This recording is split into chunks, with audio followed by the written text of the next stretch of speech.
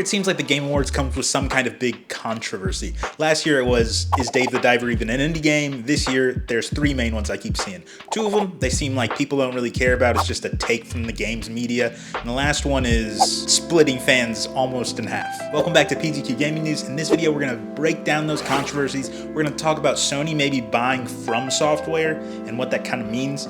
And we have some more stories as well. But first, let's start with the Game Awards. I want to start with what seems like a controversial take. I like the Game Awards. Sure, it's a popularity contest and maybe the best people don't make the decisions about what games get nominated. I get to hear some of my favorite creators talk about their favorite games of the year. I get to talk with my friends. It seems like everyone in the world, at least in my world, is talking about video games all at once. And that doesn't happen super often. And plus it gives you a chance to look back on the games you've had fun with and maybe some of the letdowns you've played this year. As for the Game Awards themselves, you get to see some of your favorite games get the recognition they deserve, and then also you get to talk about how some of the games got snubbed that were actually deserving, and that's fun too. We also get tons of announcements and new trailers and stuff that will hype us up and not pay off until 2070. For me, the singular worst part about the Game Awards is just how seriously people take it. It's not that the Game Awards don't have an impact, because they do. They increase sales numbers for winners and nominees. They also show the industry generally what gamers want. But we don't have to get so emotionally tied up in them being correct and which games are actually deserving, because, that's subjective in the first place. And I can't say I'm not guilty of this. Like, if Metaphor ReFantazio didn't get nominated for Game of the Year,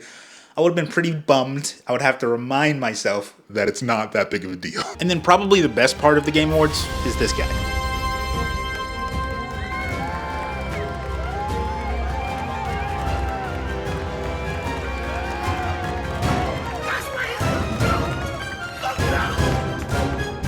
But onto the quote-unquote controversies of the Game Awards. The first two I keep seeing articles written about, but they seem like they don't actually matter, or maybe they're just emphasized by the game's media for the sake of having something to write about. I don't know. The first being Black Myth Wukong having the lowest Metacritic score of all time for any Game of the Year nominee. This seems irrelevant for several reasons, not least of which is the fact that it feels like Black Myth Wukong didn't get a fair shake by many reviewers in the beginning of its press. It got kind of bad press, and that might have affected the score. But also, even if it does have a low Metacritic score, it's not like fans aren't rooting for this game to win. I haven't actually played Black Myth Wukong, so I can't say whether or not I think it should be there, but from what I've heard from the fans of the game, if a passionate fan base is a factor, Black Myth Wukong absolutely deserves to be in the top 6. The second article I keep seeing is that Dragon Age was snubbed for Game of the Year, which I haven't played Dragon Age either, but are Dragon Age fans fighting for Dragon Age to be Game of the Year? Like, I've heard people have fun with it. Some people enjoy the game, but I don't know anyone that's saying, like, it's their favorite game or like it's the best game of the year. Plus, if I'm seeing articles that say Black Myth Wukong has too low of a Metacritic score to be nominated, but Dragon Age should be. Dragon Age has a Metacritic score 1 point higher than Black Myth Wukong, which means, like, if it was nominated, it would be at least tied for the worst Metacritic score. So, like, those two ideas just don't make sense. Now, on to the more legitimate Game Awards controversy. I'm not nominated for Content Creator of the Year. And during my meteoric rise, what's that about? Can you write in votes? Write me in. Write Perfect Game Quest in. Now you already know, it's Shadow the Erdtree. Shadow the Erdtree got 4 nominations, those being for Best RPG, Best Art Direction, Best Game Direction, and Game of the Year. Now, as you probably know, Shadow the Erdtree is a DLC. It's not a full game. But according to a recently added FAQ on the Game Awards website, expansion packs, new game seasons, DLCs, remakes, and remasters are eligible in all categories. There are two camps in where people land in this. The first, and probably the majority of people, are saying this sets a bad precedent and there should just be a separate category for DLCs. On the other hand, people are saying that the Shadow of the Erdtree, even though it's a DLC, is bigger than some games, including games nominated for Game of the Year, like Astrobot. My take on it is I'm not sure that the DLC landscape is primed for its own category yet. It feels like there's only like 2 good DLCs a year maximum, so let me know if I'm wrong. I might be missing out on a lot of DLCs, but I just don't see a lot of good DLCs. It feels like the category currently would be one really good DLC that obviously is going to win, and maybe a smaller one, and then some maps and skins. I'm not saying that there's no good DLC, but there's not a consistent flow of DLCs that would warrant having a category, in my opinion. And also, I don't think the precedent is so bad. It's not like every DLC is nominated for things. For example, Shattered Space, the Starfield DLC, is not nominated for anything. Shadow of the Erdtree isn't just a DLC. It is the highest rated DLC of all time with an entire standalone games worth of content. So that's not something I think we should expect every year. I mean, this would be a problem, obviously, if like next year we get several more DLCs nominated for categories, but it doesn't seem like that's going to happen. It seems very unlikely that we'll get DLCs worthy of being nominated anytime soon. But even though I feel this way, I still don't think that Shadow of the Erdtree should be nominated for Game of the Year. It's just the fact that Shadow of the Erdtree isn't a game. I'm not saying that Shadow of the Erdtree doesn't deserve recognition, because it does, but I think that it should get it in a different way. Shadow of the Erdtree is part of a game that already won Game of the Year. So by the end of the Game Awards, Elden Ring could have won Game of the Year for 2 separate years. And that doesn't make sense to me. I think it makes more sense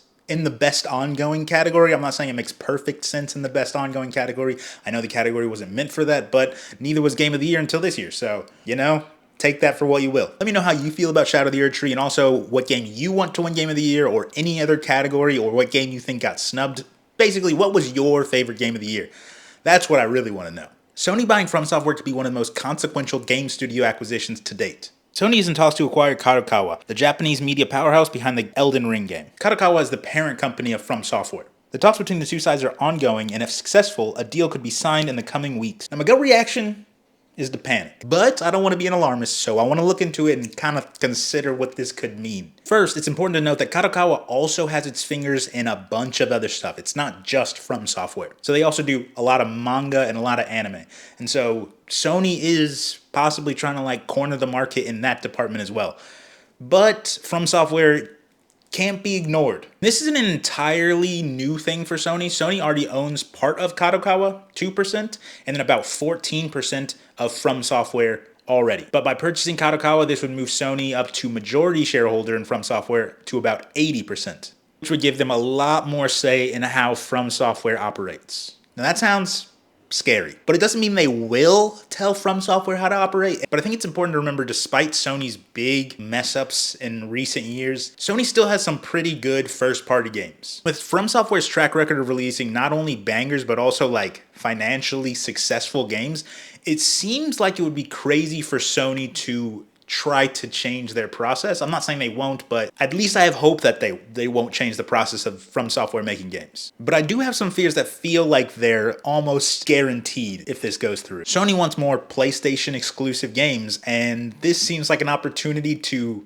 get those games. So it seems like a pretty high likelihood that the next game that FromSoftware makes, if this goes through, will be a PlayStation exclusive, at least to start. And the second issue I could see possibly happening with this acquisition is that Sony has been making some weird moves as far as connecting games and gamers to their PlayStation network. And if those practices are applied to FromSoftware, that could also be a pretty negative effect for future games. The silver lining I keep seeing pop up is that this means we might get a Bloodborne remaster, or like a Bloodborne 2, if that would be a thing. But there's no guarantee of that either. We don't know why Sony hasn't moved forward on Bloodborne 2. No one really knows outside of Sony executives. And some people are kind of seeing this as like an arms race against Microsoft. What I hate about this so much is that if FromSoftware starts to release only PlayStation exclusive games, playing right into their hands, I would probably get a PlayStation to play the next FromSoftware game. And that sucks. And that's why this move is probably going to happen. Because people like me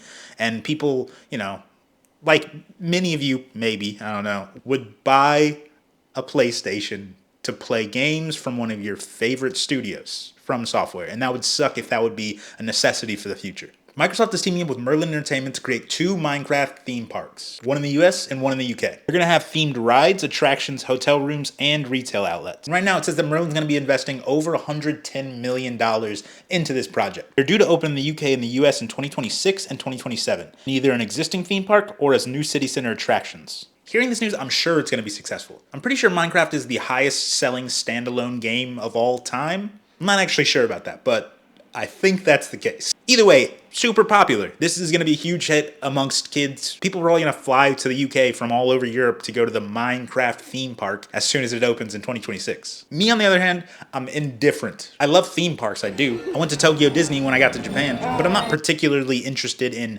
Minecraft. Maybe my opinion will change though, because I'm going to Universal Studios Japan next week. They have the Super Nintendo World, and maybe when I see how they use video games in a theme park setting, that'll get me more excited to see how they can do with Minecraft.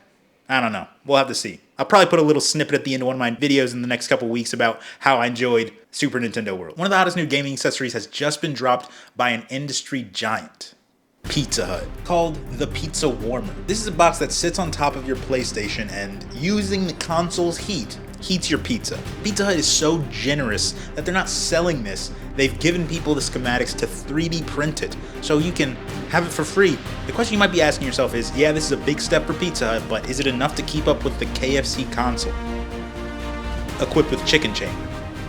Also, will these bold moves from Pizza Hut push forward the rumored gaming subscription services from Panda Express? Panda Plus Pass? Panda Pass Plus? I don't know. Let me know which fast food chain you think will come out on top of these fast food gaming wars. It's unlikely that I'll be playing any video games this week because I got a friend coming to visit me in Japan. We're gonna have a good time, go to Universal Studios, go to Tokyo, Osaka, do all that kinds of stuff. But still, let me know which games you're playing in the comments. My name is Terrence. I'm gonna keep playing games till I find the perfect one. Peace, love,